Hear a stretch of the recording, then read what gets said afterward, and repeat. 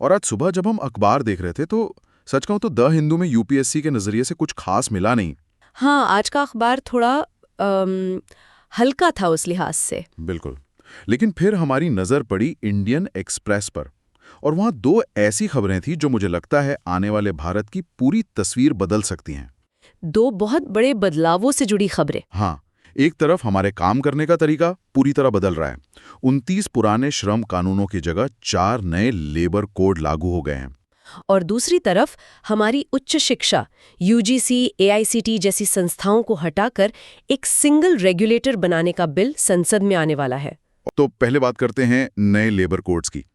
29 कानूनों को 4 कोड में समेटना, ये सुनने में तो बहुत साफ सुथरा और अच्छा लगता है। हाँ, लगता तो है, लेकिन असल कहानी वो इसकी डिटेल्स में है। तो इसका मकसद क्या है? देखिए, इसका मकसद दो तरफा है। एक तो कंपनियों के लिए चीजें आसान करना, जिसे ईज ऑफ कंप्लायंस कहते हैं। बिल्कुल, और दूसरा कर्मचारियों के लिए, मतलब वेतन और सामाजिक सुरक्षा में एक रूपता लाना। सरकार ने इन्हें 21 नवंबर से लागू भी कर दिया है। ठीक है, तो एक एक करके इन कोड्स को खोलते हैं। सबसे पहले कोड ऑन वेजेस या वेतन संहिता। इसमें सबसे जरूरी क्या है? इसमें सबसे बड़ा बदलाव है नेशनल फ्लोर वेज का कॉन्सेप्ट। National floor wage. हाँ, मतलब केंद्र सरकार एक न्यूनतम मजदूरी तय करेगी और कोई भी राज्य उससे कम मजदूरी नहीं दे सकता। अच्छा, और ये सब पर लागू होगा? हर तरह के कर्मचारी पर, चाहे वो किसी भी सेक्टर में हो। पहले ये नियम वो कुछ चुनिंदा रोजगारों पर ही लागू थे। एक मिनट, लेकिन इसका मतलब ये भी है कि जो राज्य पहले से ही ज्यादा न्यूनतम मजदूरी दे रहे हैं, जैसे दिल्ली या केरल, उनका क्या? बहुत जरूरी सवाल है।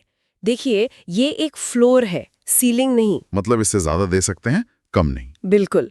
तो दिल्ली या केरल को अपनी मजदूरी कम करने की जरूरत नहीं है, लेकिन हाँ, इसका असर उन राज्यों पर पड़ेगा जहां मजदूरी बहुत कम है। और इससे तो माइग्रेशन भी प्रभावित हो सकता है ना? जरूर हो सकता है। शायद पलायन में कुछ कमी आए। इसी में एक और चीज है, वेतन की परिभाषा को भी स्टैंडर्डाइज कर दिया गया है। हाँ, मैंने पढ़ा कि कुल सैलरी में भत्तों का हिस्सा 50% से ज्यादा नहीं हो सकता। सही पकड़ा आपने। मतलब अब कंपनियां बेसिक सैलरी कम रखकर भत्तों के नाम पर खेल नहीं कर पाएंगी। बिल्कुल। इससे कर्मचारी का प्रोविडेंट फंड और ग्रेच्युटी की गणना पर सीधा असर पड़ेगा। हो सकता है उसकी टेक होम सैलरी थोड़ी कम हो, लेकिन उसका रिटायरमेंट फंड मजबूत होगा। और काम के घंटे? उसमें भी लचीलापन है। दिन में 8 से 12 घंटे तक काम हो सकता है, लेकिन पूरे हफ्ते में 48 घंटे से ज्यादा नहीं। मतलब 4 दिन का वर्क वीक भी संभव है? हाँ, अगर कोई 12 घंटे रोज काम करे तो। और ओवरटाइम का पैसा कम से कम 2 गुना देना होगा। चलिए, ये तो हुई वेतन की बात। अब आते हैं उस कोड पर जिसकी चर्चा सबसे ज्यादा है, कोड ऑन सोशल सिक्योरिटी, खासकर गिग वर्कर्स के लिए। हाँ, ये वाकई एक ऐतिहासिक कदम है। ऐतिहासिक? बिल्कुल। भारत में पहली बार गिग वर्कर्स और प्लेटफॉर्म वर्कर्स को कानूनी तौर पर परिभाषित किया गया है। उन्हें एक पहचान दी गई है। ये बहुत बड़ी बात है। मतलब जो फूड डिलीवरी या कैब सर्विस वाले हैं, वो अब कानून के दायरे में आ गए। हाँ, अब तक तो कंपनियां उन्हें पार्टनर या फ्रीलांसर कहकर अपनी जिम्मेदारियों से बच जाती थीं। तहत एक सोशल सिक्योरिटी फंड बनाया जाएगा और जो एग्रीगेटर कंपनियां हैं उन्हें अपने सालाना टर्नओवर का 1 से 2% हिस्सा इस फंड में देना होगा। वाह, ये तो गेम चेंजर हो सकता है। जरूर। और सिर्फ यही नहीं, फिक्स टर्म कर्मचारियों के लिए भी एक बड़ा बदलाव है। अब उन्हें सिर्फ 1 साल की नौकरी के बाद ही ग्रेच्युटी मिलेगी, जबकि पहले स्थायी कर्मचारियों को भी 5 साल इंतजार करना पड़ता था। बिल्कुल। ये तो अच्छी बातें हैं, लेकिन कुछ चिंताएं भी तो हैं। अब आते हैं उस हिस्से पर जिस पर सबसे ज्यादा विवाद है, इंडस्ट्रियल रिलेशंस कोड और इसका हायर एंड फायर वाला नियम।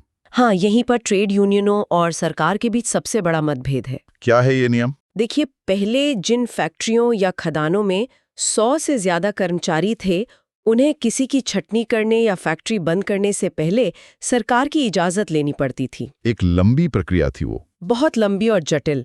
अब इस सीमा को बढ़ाकर 300 कर्मचारी कर दिया गया है। 300?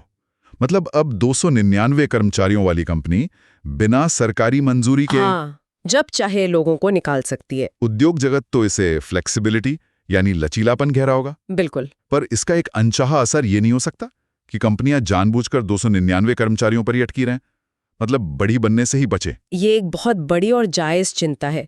अर्थशास्त्र में इसे थ्रेशोल्ड इफेक्ट कहते हैं। ये संभव है कि कई मझोली कंपनियां बड़ी बनने से बचें। तो फिर इसका फायदा क्या हुआ? सरकार का तर्क है कि पुराने कड़े नियमों की वजह से कंपनियां स्थायी कर्मचारी रखने से डरती थीं।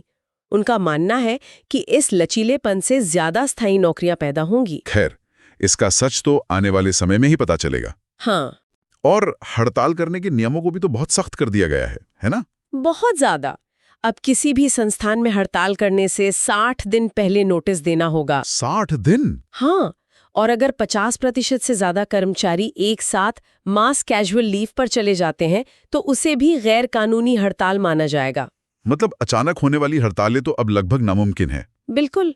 और एक नेगोशिएटिंग यूनियन का कॉन्सेप्ट भी लाया गया है। वो क्या है? जिस यूनियन में 51% या उससे ज्यादा कर्मचारी सदस्य होंगे, मैनेजमेंट सिर्फ उसी से बात करेगा। तो ये तो सीधे सीधे छोटी यूनियनों को कमजोर करने जैसा है। कई लोगों की यही आशंका है। चलिए, अब चौथे और आखिरी कोड पर आते हैं। Occupational safety, health and working conditions, यानी OSH कोड। इसमें क्या खास है? इसमें भी कुछ बहुत जरूरी सुधार हैं। पहली बात, हर कर्मचारी को अपॉइंटमेंट लेटर देना अनिवार्य कर दिया गया है। हर कर्मचारी को, चाहे वो एक दिन के लिए ही क्यों ना हो? हाँ। अरे वाह, ये तो बहुत ही जरूरी है, खासकर उन लाखों लोगों के लिए जो बिना किसी कागज के सालों तक काम करते रहते हैं। बिल्कुल, ये उनके हाथ में अपनी नौकरी का एक पक्का सबूत देने जैसा है। ये एक बहुत बड़ा बदलाव है। हाँ, ये अनौपचारिक क्षेत्र के कर्मचारियों को एक कानूनी पहचान देता है।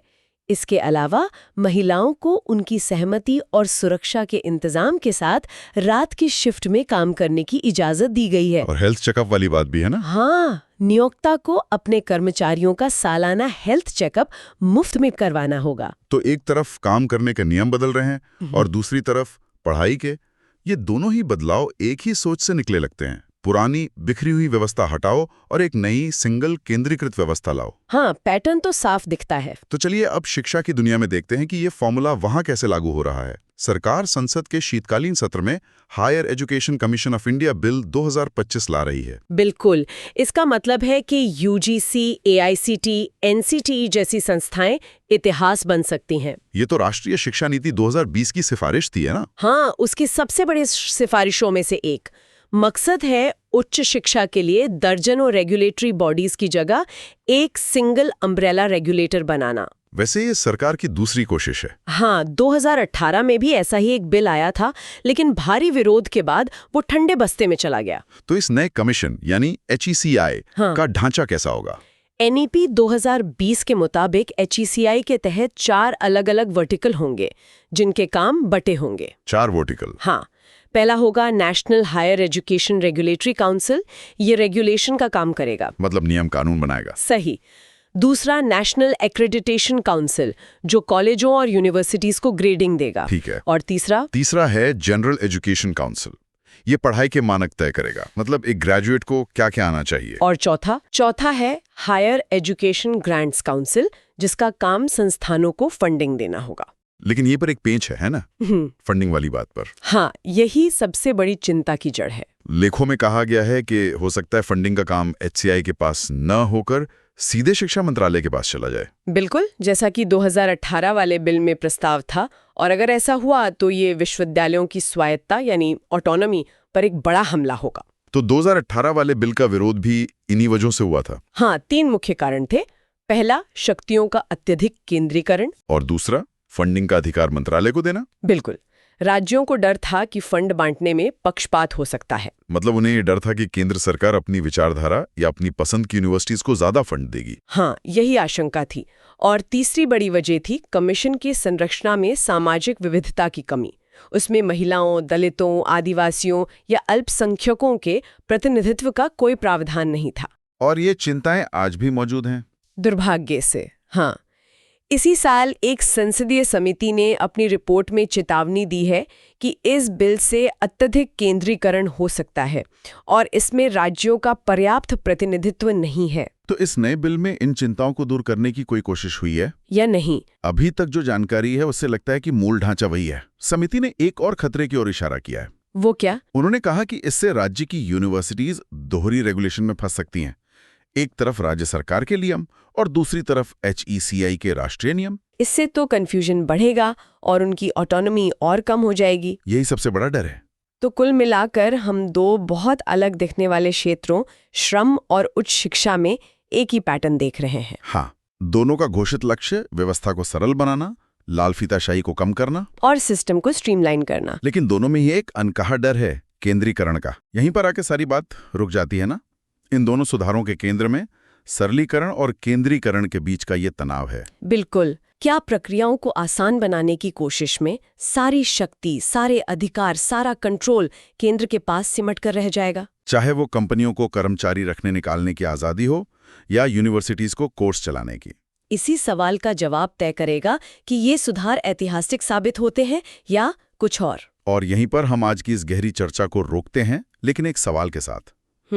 इन सुधारों का मकसद व्यवस्था को आसान बनाना है, पर सोचने वाली बात यह है कि क्या आसान का मतलब हमेशा बेहतर होता है, खासकर तब जब दांव पर लाखों कर्मचारियों के अधिकार और हजारों शिक्षण संस्थानों की अकादमिक आज़ादी लगी हो।